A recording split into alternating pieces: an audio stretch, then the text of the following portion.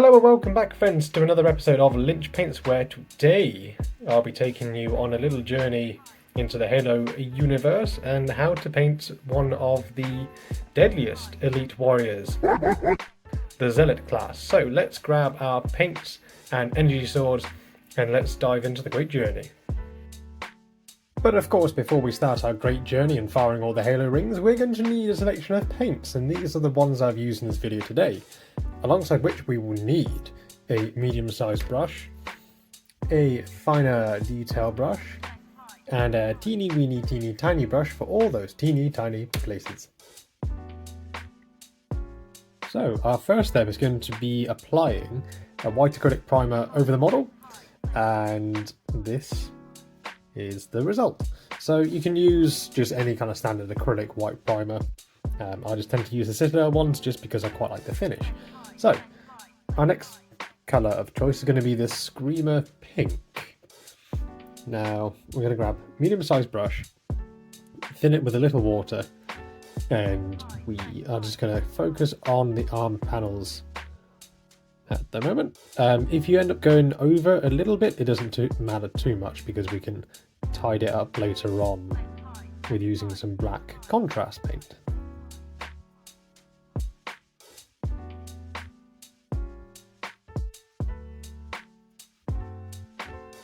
So once the first layer is dry, we're just going to go back over it again with the Screamer Pink, just to iron out any little imperfections with the first layer.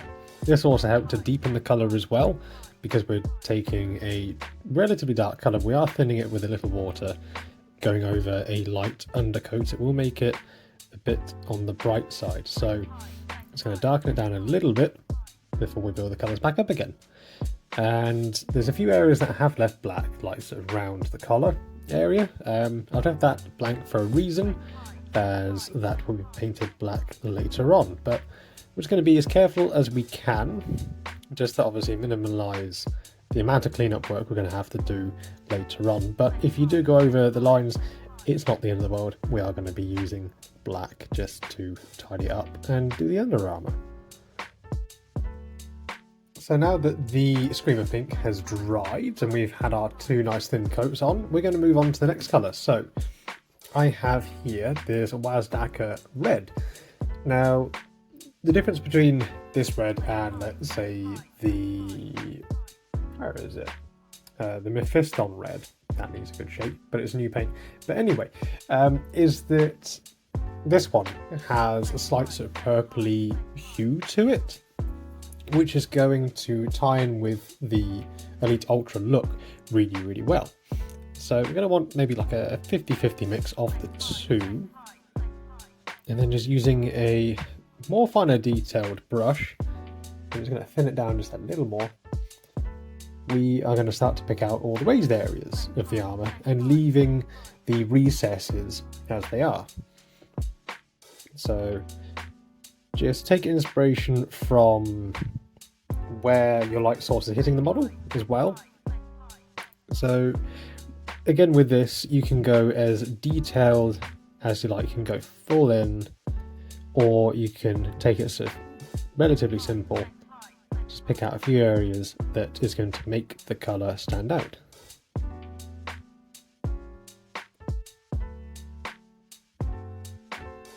So now that that step is complete, we're just going to go back over again, mixing in even more Wazdaka Red to maybe like a 80-20 ratio.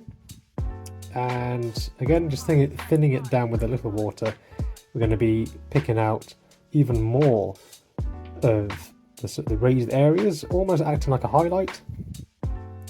And this will just help to make the armour stand out even more. And you can be as careful as you like, or you can just leave it as that if you want to. It depends on what level you're going to be going for. So I'm just going to go for slightly higher than tabletop standard.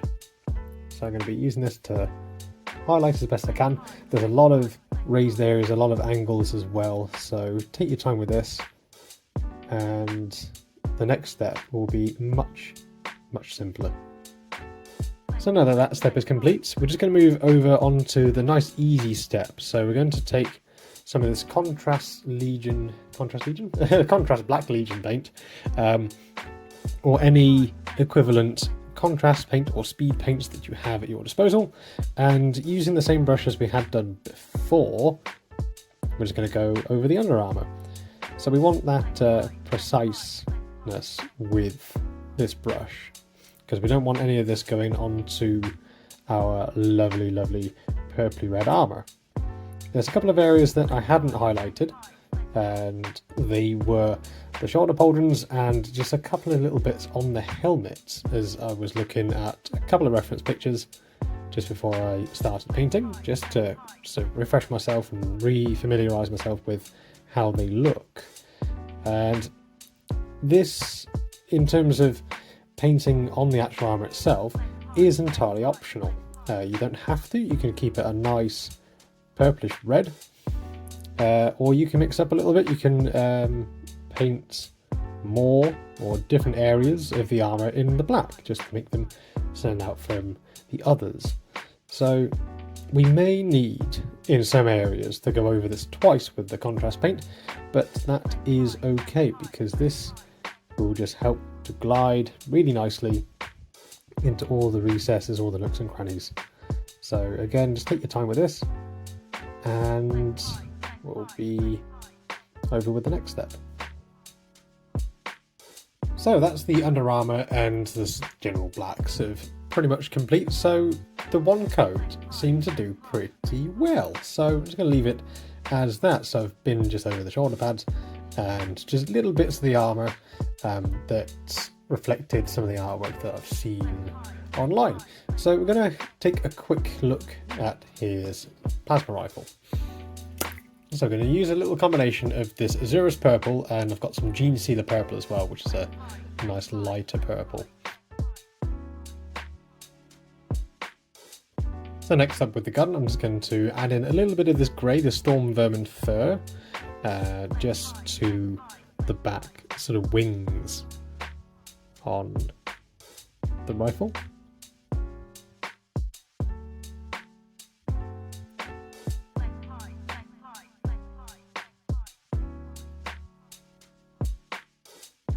And now we'll take our Azurus purple and mix in just a little bit of this Gene Sealer purple. So about a 50-50 mix. And then we're just going to just do a slight highlight just going over the top. And then we'll apply a little bit of this null oil, or just kind of any black wash, just over the back parts on the little grey fins here. So normally with the plasma rifle, there is a beam, so just, it's not quite at the end, but it's just about here, of green energy that connects to the two pieces. So we're going to take some of this lovely moot green. Then what we're going to do, see how well this will work. I'm going to thin it down with water, and then I'm going to treat it like a bit of a glaze, bit of a wash. And I'm just going to start from the top and then just kind of drag back a little bit like that. So the majority of the colour is going to rest near the hand, leaving the top section free of most of the colour and retaining that sort of nice white. It's going to pop a little bit on the front there as well. What you can do, if you want to, you can just kind of rinse your brush off, and then while it's still wet, just use it just to drag, just to pull a little bit more just away from the top, and that will just help just to blend a little better. So I think that the plasma rifle is pretty much finished for now. So we're going to move over onto the energy sword. So for this we're going to need Lothram blue, give it a little shake, and some of our Azurus purple, Yeah, some of ours is purple. I'm gonna. It's gonna be tricky with that middle bit there, but I'll try and make it work. So start out with the Lothram blue, and then we're going to do the majority of the blade. So I'm going to grab some of this white scar, and I'm just going to mix it in with the blue. I'm just going to try and start to blend it in.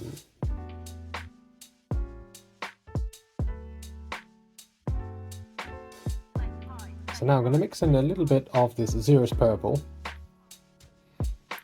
and I'm going to just water it down quite a bit. It's going to use it more like a glaze. Now, I haven't washed my brush in between using the blue and the purple, so that should help just to make it blend a little better. Just looking at the images, the energy that there is a blue, there is a purple hue to it. I want to try and capture with this model.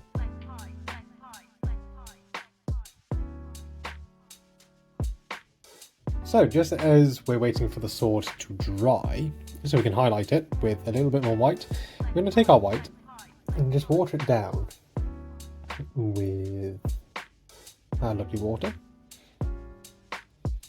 And then we're going to just work in just in a couple of areas. So again, looking at the reference pictures, there are little kind of sources of light emanating from the armor.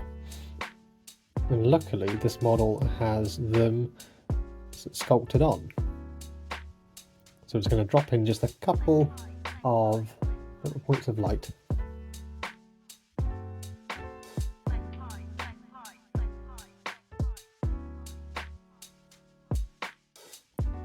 So the white lines that are added onto the helmet are a little bit messy, so I'm just going to go back over it once it's dried with a little bit of our black.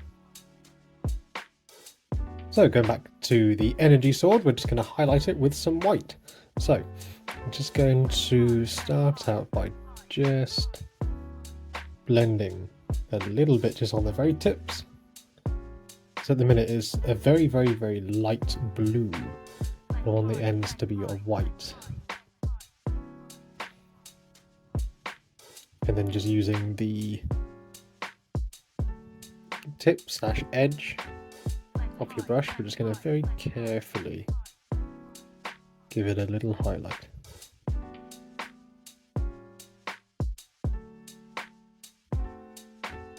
So with the energy sword done, we're going to go back to the lights. So we're going to take our Lothram blue from before, and we're just going to thin it down with a nice amount of water, and then we're just going to just pop it in. Now if you end up dropping in a little bit too much, then what you can simply do is dry off your brush, and then the hairs will make a capillary action, and then it will just draw up the paint.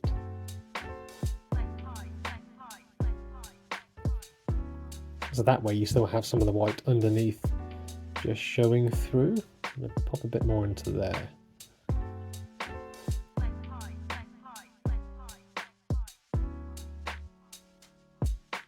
So our Elite Zealot is almost done. I'm going to give a little try at doing the eyes, and they are very, very tiny on this model, but they are there, so I'm just going to give it a shot.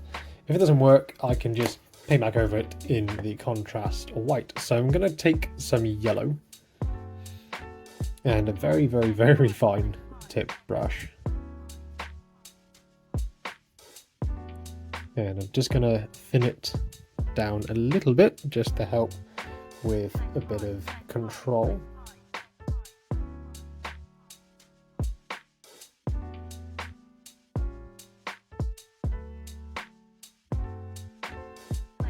So if you do end up overspilling, you can always just use the previous paint that's underneath to help tidy up any mistakes.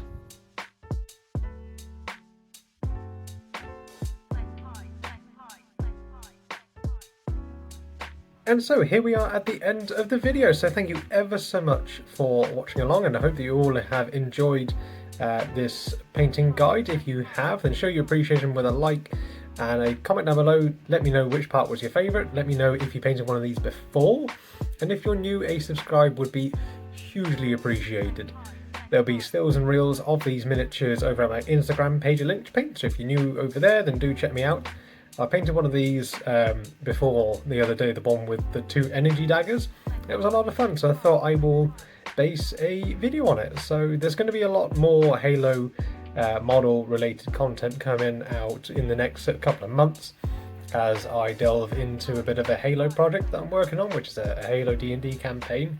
And I've got a friend of mine printing me off a load of models that we managed to acquire from a Facebook community page. I'll put a link to them in the description down below as well, so do check them out over there. They are very, very lovely over there, great guys, and yeah, they've made some fantastic stuff, so do show your appreciation over there as well if you can. I'm sure that they will appreciate it very, very muchly. So without further ado, stay safe, stay beautiful, and we'll see you all next time.